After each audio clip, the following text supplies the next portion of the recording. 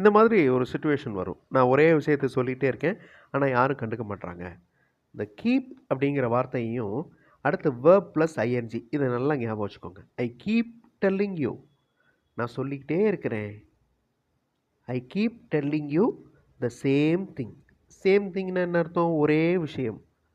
Okay, I keep telling you the same thing. இந்த keep verb plus ING, இதை நல்லா ஞாபகம் வச்சுக்கோங்க. ஓகே, இந்த சென்டென்ஸ் ஸ்ட்ரக்சரை எப்பவும் மறக்காதீங்க.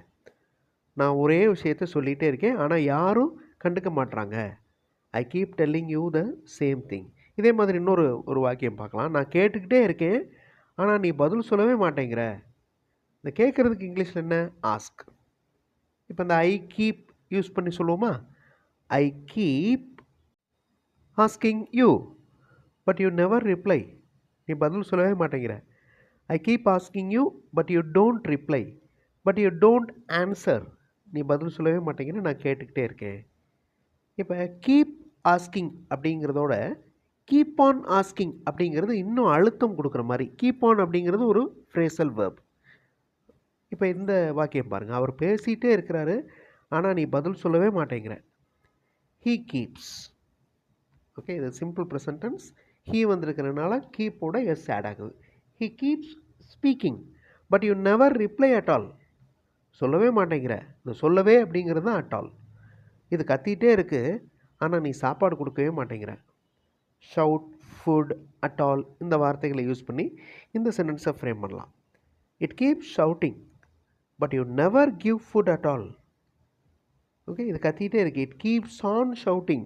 ஃப்ரேசல் வேர்ப் யூஸ் பண்ணோம்னா keeps on. Okay, I keep asking you but you never reply. I keep on asking you but you don't reply. நான் கேட்டுகிட்டே இருக்கேன், ஆனால் நீ பதில் சொல்லவே மாட்டேங்கிற. ஆனால் யாரும் கண்டுக்க மாட்றாங்க. I keep telling you the same thing but no one listens to me. இந்த நோ ஒன் அப்படிங்கிற வார்த்தையை நன் அப்படின்னு சொல்லலாம்.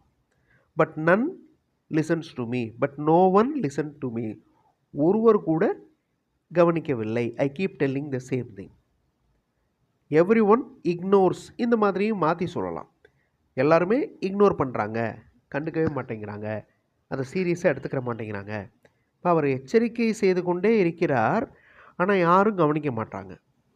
Keeps you warning. இந்த வார்த்தைகளை யூஸ் பண்ணி சென்டென்ஸ் ஃப்ரேம் பண்ணி கமெண்ட்டில் ஆன்சர் பண்ணுங்கள். ஃபுல் வீடியோ பார்க்குறதுக்கு தமிழ் வழி இங்கிலீஷ் சேனலில் பாருங்கள். டிஸ்கிரிப்ஷனில் இந்த வீடியோவுடைய லிங்க் இருக்குது. தேங்க்யூ.